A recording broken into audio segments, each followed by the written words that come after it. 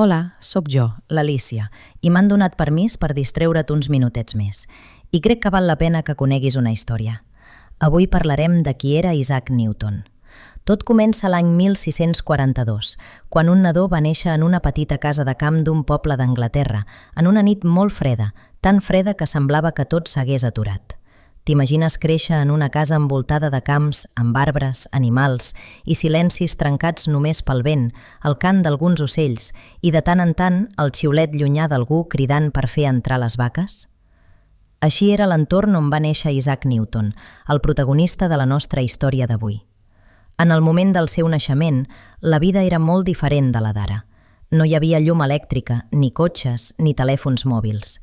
La gent viatjava lentament i moltes coses que ara ens semblen bàsiques no existien. Anar a escola, per exemple, era tan diferent com jugar a pilota sense pilota. Només uns quants nens i nenes podien estudiar i la majoria havien d'ajudar a casa des de petits. Però Newton era d'aquests que sempre preguntava «per què?».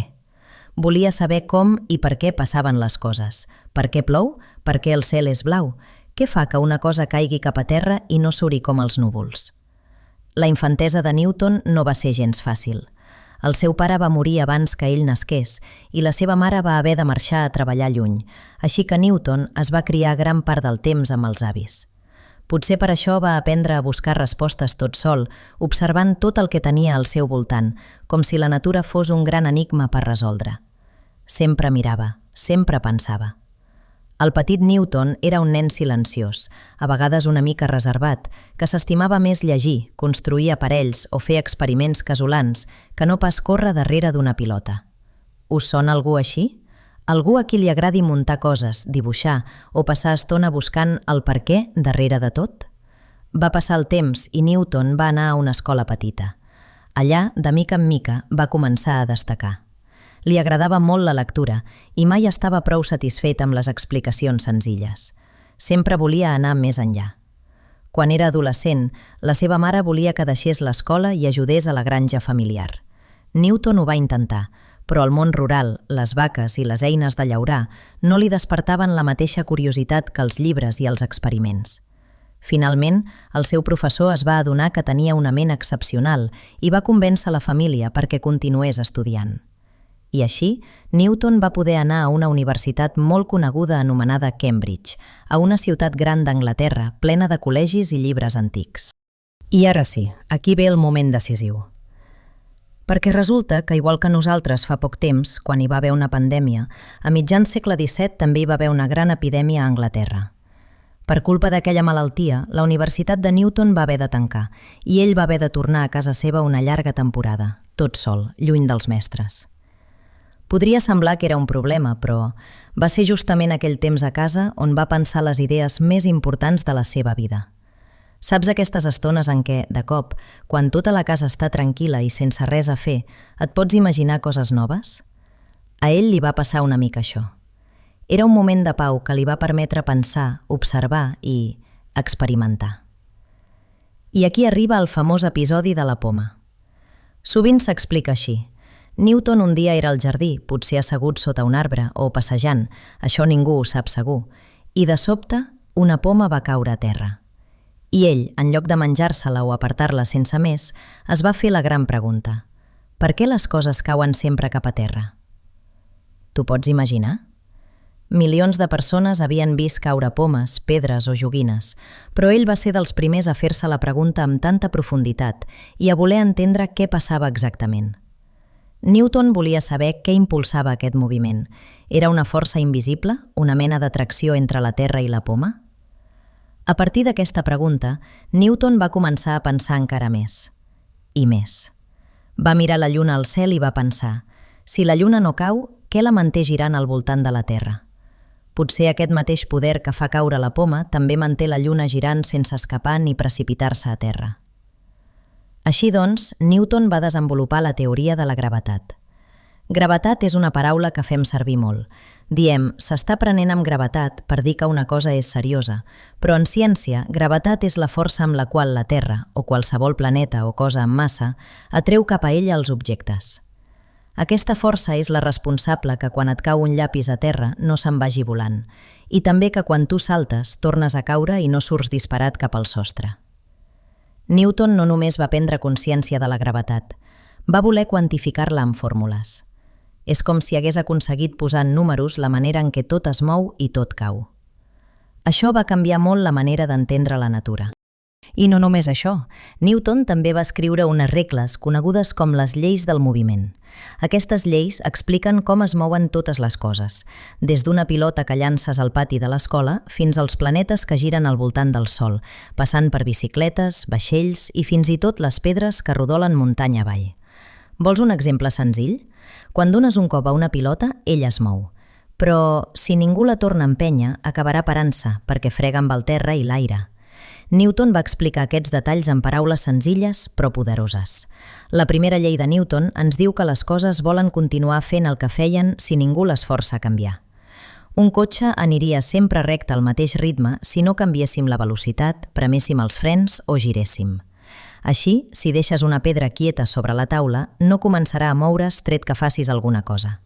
Aquesta llei rep el nom d'inèrcia. La segona llei explica què passa quan una força fa canviar el moviment d'una cosa. Com més fort empenyis la pilota, més ràpid anirà. I com més pesant sigui, més difícil serà moure-la. Un exemple, no és igual fer rodar una pilota de futbol que una de bàsquet plena d'aigua. La segona pesa molt més i costa més moure-la. Aquesta llei també serveix per entendre per què, quan et tires d'un gronxador, la teva velocitat canvia segons com et mous o qui t'empeny. I la tercera llei diu, quan empenys alguna cosa, aquesta cosa també t'empeny a tu en sentit contrari. Per exemple, si saltes damunt del llit, millor que no ho facis massa sovint, el matalàs també et torna cap amunt amb la mateixa força amb què tu l'has pressionat. Sempre que hi ha una acció, hi ha una reacció igual i contrària. Aquesta llei és fonamental per a moltes coses. Per exemple, per comprendre com volen els coets, com es mouen els vaixells o fins i tot com nedes a la piscina. Totes aquestes idees, Newton les va escriure en uns llibres molt importants. El més famós es diu Principis matemàtics de la filosofia natural. Potser el títol sona complicat, però bàsicament era un gran recull de com funciona el món. Aquesta obra és tan clau per a la història de la ciència que, abans d'ella, la gent pensava que les lleis de la natura només servien a la Terra o només al cel. Newton va mostrar que eren les mateixes a tot arreu. Una cosa que passa jugant al parc serveix també per entendre els planetes. Però Newton no només va pensar en les pomes i els planetes, també li fascinava la llum, els colors i l'òptica. Va descobrir que la llum blanca, com la que surt d'una llanterna o d'una finestra quan fa sol, en realitat està formada per molts colors: vermell, taronja, groc, verd, blau, anyil i violeta. Ho va demostrar fent passar la llum del sol per un prisma de vidre, que és una mena de triangle transparent. Així, la llum es descompon en un arc de colors com l'arc de Sant Martí. Era com si obrissis una capsa de llapis de colors i descobrissis que en realitat n'hi ha moltíssims amagats dins d'un únic color blanc. A més, Newton va crear un nou tipus de telescopi, l'anomenat telescopi reflector, que feia servir un mirall en lloc de lents. Això va permetre veure més clarament els estels i els planetes. Gràcies a aquesta millora, es van poder fer molts més descobriments sobre l'espai. Però Newton mai no es va veure només com un científic d'un únic tema. Va estudiar matemàtiques, química, filosofia, sempre cercant respostes a les preguntes que ningú no s'atrevia a fer o que ningú encara no sabia respondre. Això demostra que la curiositat, la capacitat de fer-se preguntes, és una de les claus per canviar el món. Tot i això, no tot era fàcil ni perfecte. Newton era reservat, molt treballador i a vegades una mica tossut amb les seves idees. De fet, de vegades es va barallar, amb paraules, no físicament, amb altres científics per veure qui havia tingut una idea primer. En aquell temps, tot just començava la ciència moderna i tot eren discussions i debats. Això és completament normal. La ciència avança perquè la gent pensa diferent i prova de trobar nous camins. Òbviament, ningú no aconsegueix res gran d'un dia per l'altre. Newton també es va equivocar, va canviar d'opinió i va repensar les seves teories. Avui, la gent d'arreu del món recorda Newton com un dels personatges més importants de la història de la ciència.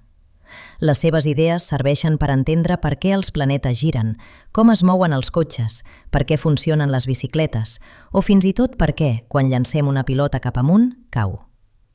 Cada vegada que veus caure una fulla o que jugues amb una pilota al pati, hi ha una mica de Newton allà, explicant-ho sense que el vegis. I què podem aprendre d'ell avui, tants anys després?